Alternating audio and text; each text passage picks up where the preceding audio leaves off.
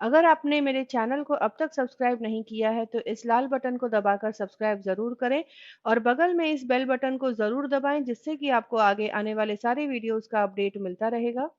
अष्टमी पर प्रसाद के रूप में चढ़ाने के लिए आज मैं लेकर आई हूँ चने की सब्ज़ी, हलवा और पूरी की रेसिपी, जो कि खाने में बहुत ही टेस्टी लगती है।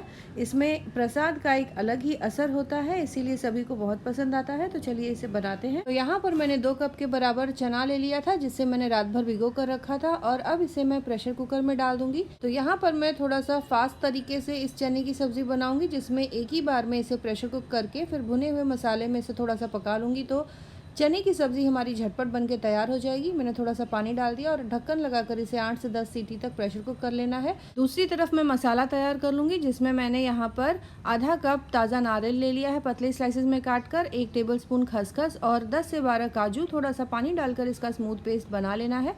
खसखस ऑप्शनल है, लेकिन अगर आप डालेंगे तो इससे बहुत अच्छा टेस्ट आएगा। यहाँ पर चना भी पक गया है, लेकिन जब तक प्रेशर कुकर ठंडा हो रहा है तब तक मैं हलवा बना लूँगी, जिसके लिए मैंने आधा कप देसी घी ले लिया है एक पैन में। इसमें डाल दूंगी 1.25 कप के बराबर सूजी और इसे हल्का सुनहरा होने तक धीमी आंच पर भून लें।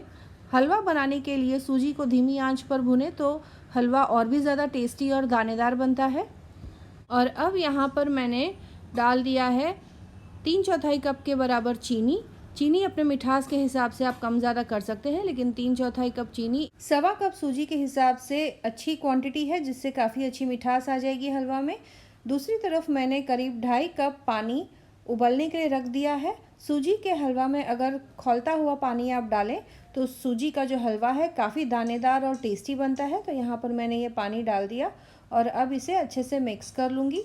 मिक्स कर लेने के बाद इसे 5 मिनट तक इसी तरह से छोड़ दें, तो धीरे धीरे आप देखेंगे कि सूजी का हर एक दाना पानी में सोख हो गया है, फूक गया है और काफ़ी दानेदार हलवा बन के तैयार होगा।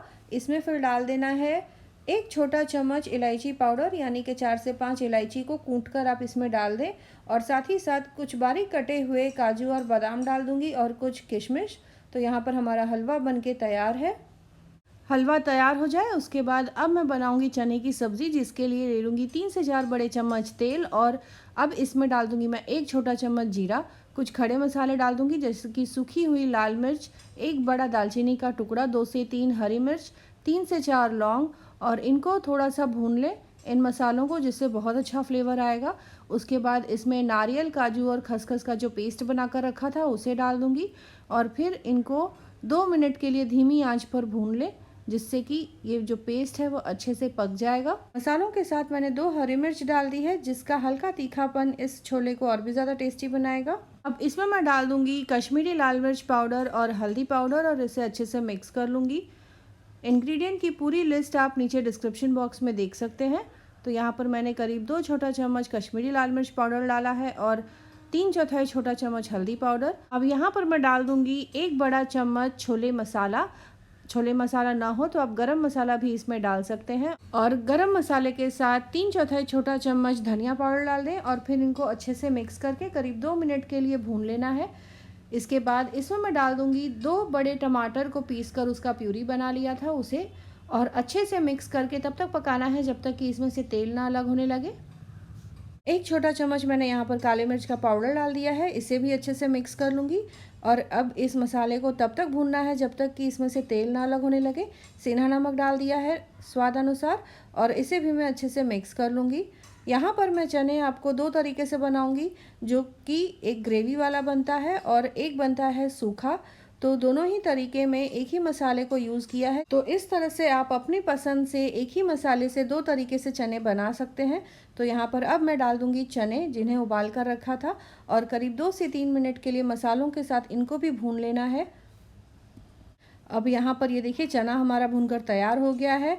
अब इसमें मैं डाल दूंगी पानी, करीब 1 कप के बराबर। बहुत ज़्यादा इस तरह के छोले बनाने में आप पानी न डालें, क्योंकि इसमें हम लहसुन प्याज का पेस्ट नहीं डालते हैं, तो उतना गाढ़ापन इसमें नहीं आ पाता है। तो हिसाब से पानी डालकर इसे अच्छे से मिक्स कर लें, और फिर ढक कर करीब 5 से 7 मिनट के लिए पकने के लिए छोड़ दें। यहाँ पर करीब 7 मिनट हो चुके हैं। यहाँ पर आप देख सकते हैं कि छोला जो है वो बनके तैयार हो गया है। इसमें डाल दूंगी बारीक कटा हुआ हरा धनिया और अच्छे से मिक्स कर लूँगी। अब मैं क्या करूँगी कि इसमें से थोड़ा-सा छोला मैं छोड़कर कढ़ाई में बाकी के छोले निकाल लूँगी। तो इस तरह से ये ग्रेवी वाला छोला है और बाकी के छोलों को थोड़ा-सा और ड्राई कर लूँगी, जिससे कि वो सूखा छोला जो होता है, ड्राई छोला, वो बन के तैयार हो जाएगा। तो यहाँ पर मैंने इस छोले को बनाने में काफ़ी सारी चीज़ें डाली हैं। अगर आप कोई मसाला या कोई इंग्रेडिएंट नहीं यूज़ करते हैं तो आप उसे स्किप कर सकते हैं। तो यहाँ पर आप देख सकते हैं ड्राई छोला भी बनकर तैयार हो गया है, जो कि खाने में बहुत ही टेस्टी लगता है। थोड़ा सा धनिया पत्ता मैंने इसमें भी डाल दिया। तो इस तरह से आप 2 तरीके से छोले झटपट बना सकते हैं। तो चलिए अब हम आखिर में पूरी बना लेते हैं, जिसके लिए मैंने करीब 3 कप आटा ले लिया है। इसमें डाल दूंगी 3 से 4 बड़े चम्मच तेल। अच्छे से मिक्स करके पानी की सहायता से सख्त आटा गूँथ कर तैयार कर लेना है। तो थोड़ा थोड़ा करके पानी डालें। ध्यान रखें कि पूरी जब बनाएं तो आटा सख्त गूँथे। तो इस तरह से पूरी जो है खस्ता भी बनती है और साथ ही साथ तेल कम अब्जॉर्ब करती है। अगर रोटी वाले आटे से, नरम आटे से पूरी आप बनाएं तो काफ़ी ज़्यादा तेल अब्जॉर्ब करती है पूरियाँ। तो थोड़ा थोड़ा करके पानी डालें और सख्त आटा गूँथ कर तैयार कर लें। यहाँ पर ये देखिए आटा हमारा गूँथ कर तैयार हो गया है और काफ़ी सख्त है। पूरा आटा एक साथ आ जाए इसीलिए थोड़ा सा पानी इसमें मैं और डाल दूँगी और उसके बाद हाथों से गूँथ कर इसे चिकना कर लेना है। इसके बाद आप पानी बिल्कुल न डालें, नहीं तो फिर ये आटा नरम हो जाएगा और पूरियाँ काफ़ी तेल एब्जॉर्ब करेगी। तो यहाँ पर ये देखिए आटा झटपट हमारा बनके तैयार हो गया है और अब छोटी छोटी लोई इसकी बनाकर तैयार कर लेनी है।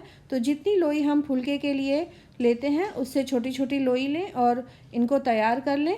पूरियों को बेलने में सुविधा हो, आसानी हो, इसीलिए इन लोई के ऊपर भी थोड़ा सा तेल डाल दें। चकले और बेलन को भी ग्रीस कर लें। तो इस तरह से फटाफट हम पूरियाँ बेल पाएंगे। तो ये देखिए मैंने बेलन को भी ग्रीस कर लिया। अच्छे से तेल को पूरे बेलन पर फैला लें और ये देखिए फटाफट पूरियाँ हमारी बेलकर तैयार हो जाएंगी। 5 से 6 इंच के डायमीटर में आप पूरियों को बेलकर तैयार कर सकते हैं और इसके बाद तेल अच्छे से गर्म हो जाए उसके बाद ही आप पूरियों को तलें, तभी पूरियाँ अच्छे से फूलेंगी।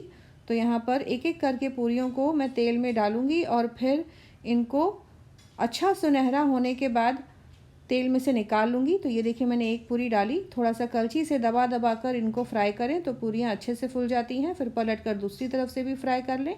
तो ये देखिए इसी तरह से सारी पूरियों को फ्राई कर लेना है। बहुत ही अच्छी कुरकुरी, करारी और फुली हुई पूरियाँ बनकर तैयार हुई हैं।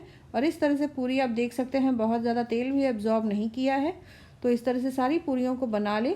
सर्व करते समय यहाँ पर मैंने ग्रेवी वाला छोला और ड्राई छोला दोनों रखा है, यानी कि बिना ग्रेवी वाला। हलवा को रख दूंगी और इसके बाद पूरियों को सर्व कर लें। तो इस तरह से भोग के लिए हमारी थाली बनके तैयार है। भोग चढ़ाने के बाद यही खाना कुंवारी कन्याओं को भी खिलाया जाता है। काफ़ी लोग हलवा की जगह खीर भी बनाते हैं। तो अपने पसंद से आप इन चीज़ों को बनाएं और भोग चढ़ाएं। तो इस तरह से अगर आप छोले बनाएंगे तो सबको बहुत पसंद आएंगे। तो आप इन रेसिपीज़ को ज़रूर ट्राई करें और कमेंट करें अपने एक्सपीरियंस के बारे में। दोस्तों, रिश्तेदारों के साथ भी इस रेसिपी को ज़रूर शेयर करें। मिलते हैं अगले एपिसोड में इसी तरह से एक और नई टेस्टी रेसिपी के साथ। Thanks for watching.